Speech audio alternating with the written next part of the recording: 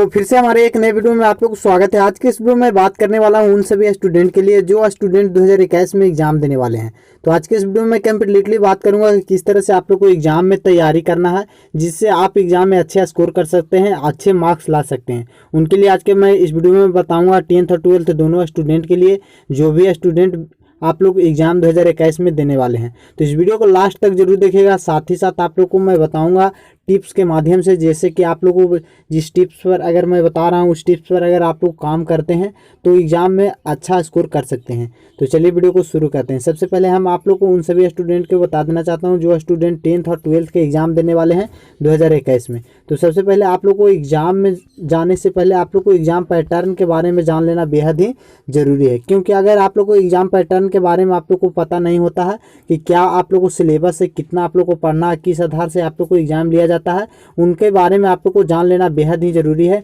क्योंकि आप लोग को एग्ज़ाम की तैयारी करने में आप लोग को सहूलियत मिलेगी। तो सबसे पहले आप लोग को एग्ज़ाम के बारे में आप लोग को जान लेना है, सिलेबस के बारे में जान लेना है कि किस तरह से मेरा सिलेबस है और किस तरह से एग्ज़ाम बोर्ड के द्वारा लिया जाता है। तो या तो आप लोग को 5 या आप लोग को 6 सब्जेक्ट आप लोग को पढ़ना होता है, जिसमें आप लोग को सबसे पहले ये फोकस करना है कि किस आधार पर मेरा एग्जाम पैटर्न होता है। यहाँ पर मैं एग्जांपल के तौर पर बात करूँ तो बिहार बोर्ड में अगर हम पैटर्न की बात करें, बिहार बोर्ड के स्टूडेंट 10th और 12th के दोनों स्टूडेंट के लिए, तो यहाँ पर बिहार बोर्ड द्वारा जो एग्ज़ाम ली जाती है उनमें आप लोग को 50% यानी आप लोग को जितना भी मान गए कि हिंदी का आप लोग को एग्ज़ाम लिया जा रहा है तो उसमें आप लोग को 50% ऑब्जेक्टिव प्रश्न पूछे जाते हैं। यानी आप लोग अगर 100 मार्क्स का एग्जाम है किसी भी सब्जेक्ट का, तो 100 मार्क्स का एग्जाम होता है, उसमें आप लोग को 50 नंबर ऑब्जेक्टिव रहता है और इसके बाद 50 मार्क्स का सब्जेक्टिव पूछा जाता है। तो इस आधार से बिहार बोर्ड में आप लोग को लिया जाता है,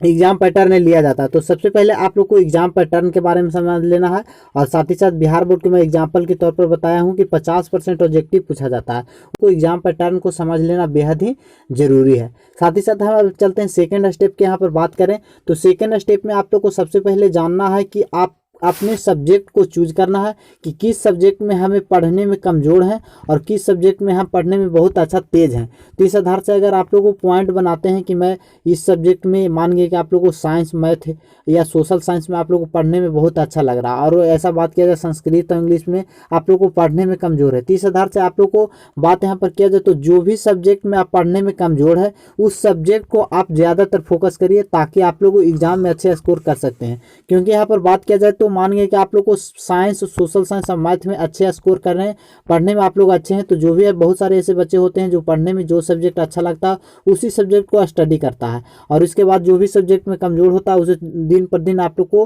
पढ़ने का प्रयास नहीं करता, जिनके कारण से उसमें बहुत ही कमज़ोर हो जाता है। लेकिन आप लोग को एग्जाम, अगर आप लोग एग्जाम में अच्छे स्कोर करना चाहते हैं, अच्छा मार्क्स लाना चाहते हैं, तो इसमें आप लोग को ये फोकस जरूर करना होगा कि कौन सा सब्जेक्ट में मैं वीक हूँ, कमज़ोर हूँ, उस सब्जेक्ट को सबसे ज़्यादा ध्यान देना होगा। क्योंकि अगर मान लें आप लोग को 3 सब्जेक्ट में अच्छा स्कोर करके लेके चला है और 2 सब्जेक्ट आप लोगों को किसी कारणवश से कम आता है, तो इस स्थिति में आप एक एवरेज स्टूडेंट का मार्क्स में रह जाइएगा। तो इस तरह से आप लोग को नहीं करना है। आप लोग को अच्छे अगर मार्क्स लाना चाहते हैं बोर्ड में तो सभी सब्जेक्ट को फोकस करिए, पढ़ने का प्रयास कीजिए कि कौन सा सब्जेक्ट में मैं कमज़ोर हूँ, उस सब्जेक्ट को आप लोग को नियंत्रण प्रयास करिए कि ताकि उस पर भी अधिकतर टाइम देने का कोशिश करिए। साथ ही साथ आप लोग को मैं बता देना चाहता हूँ कि सबसे पहले आप लोग को ये, अब हम बात कर लेते हैं थर्ड स्टेप को। तो थर्ड स्टेप में आप लोग को ये देखना है कि प्रत्येक सब्जेक्ट को आप लोग को बारीकी ढंग से पढ़ना है, अच्छे ढंग से पढ़ना है। जो भी सब्जेक्ट को पढ़ें तो अच्छे ढंग से पढ़ना है और कंटिन्यूटी के साथ पढ़ना है, यानी कंटिन्यू काम करना है। एक आप लक्ष्य बना लीजिए कि मुझे दिन में आप लोग को 2 घंटा या 4 घंटा पढ़ना है, स्टडी करना है, तो उस पर आप लोग को फोकस होगा कि 4 घंटा मुझे लगातार पढ़ना है और इस सब्जेक्ट पर काम करना है। अगर इस तरह से आप लोग अगर काम करते हैं, रेगुलरिटी आप लोग को इसी टाइम से अगर स्टार्ट कर देते हैं डिप्रेशन अपने एग्जाम, बोर्ड एग्जाम के लिए, तो एग्जाम आते आते आप बहुत ही अच्छा कर सकते हैं। क्योंकि आप लोग को रेगुलरिटी होता रहेगा, आप लोग को 4 घंटा 5 घंटा पढ़ने की नियमित रेगुलरिटी बन जाएगा। साथ ही साथ आप लोग को ये फोकस करना है कि प्रत्येक सब्जेक्ट, जो भी सब्जेक्ट आप पढ़ रहे हैं उस सब्जेक्ट में आप लोग इंपॉर्टेंट क्वेश्चन, जैसा कि बहुत सारा आप लोग को कोचिंग संस्था या स्कूल में आप लोग को बताया जाता होगा कि VVI इंपॉर्टेंट क्वेश्चन है, तो उस क्वेश्चन को आप लोग को टिक कर लीजिए और प्रत्येक को आप लोग को उस क्वेश्चन को अलग रखिए और उस पर ज़्यादातर ध्यान दीजिए, ताकि आप लोग को एग्जाम में आए तो उसमें फोकस बना रहे।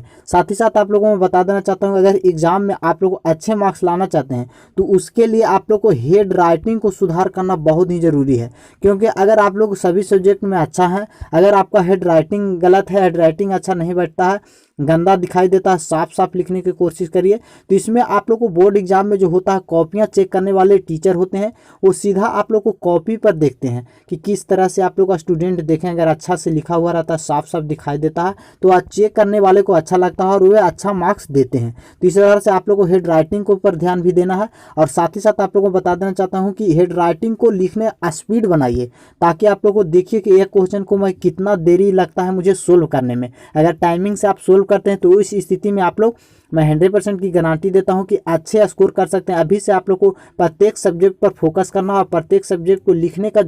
फास्टिंग प्रयास कीजिए। इससे आप लोगों को यहाँ पर फायदा ये होगा कि एग्जाम में आप लोग को कम समय में अधिकतर क्वेश्चन को आप सोल्व कर लीजिएगा और अच्छे मार्क्स ला लीजिएगा। ये लिखने का जो आपको कैपेसिटी रहेगा, अच्छा तेज लिखेगा, तो इससे आप लोग को बेहतर अच्छा होगा। साथ ही साथ आप लोग को सभी सब्जेक्ट का नोट बनाना जो बहुत ज़रूरी है। अगर नोट कॉपी आप लोग अभी से बनाना स्टार्ट कर देते हैं, सभी स्टूडेंट के लिए मैं बता देना चाहता हूँ, तो इस स्थिति में अगर आप लोग नोट बनाते हैं तो नोट से आप लोग को ये फायदा होगा कि लास्ट में जिस समय आप लोग को दिसंबर या जनवरी टाइम में आप लोग को रिवीजन करने में आप लोग को बहुत फायदा होगा। सभी सब्जेक्ट आप लोग को बारीकी ढंग से आप लोग को नोट बनाइए, नोट कॉपी बनाते जाइए, ताकि आप लोग को एग्जाम आते वक्त आप लोग को सभी को याद करने में, रिवीजन करने में आप लोग को आसानी होता है। आप लोग को नोट कॉपी बना होता, अपना हुआ लिखा हुआ राइटिंग आप लोग को पढ़ने में अच्छा होता और अपना लैंग्वेज में रहता है। इससे आप लोग को कोई किसी प्रकार की कठिनाई नहीं होती है। तो इस तरह से अगर आप लोग को ये रेगुलरिटी, कंटिन्यूटी, जितना भी स्टेप मैं बताया उस पर आप लोग अगर काम करते हैं, रेगुलर अभी से अगर काम करना स्टार्ट कर देते हैं,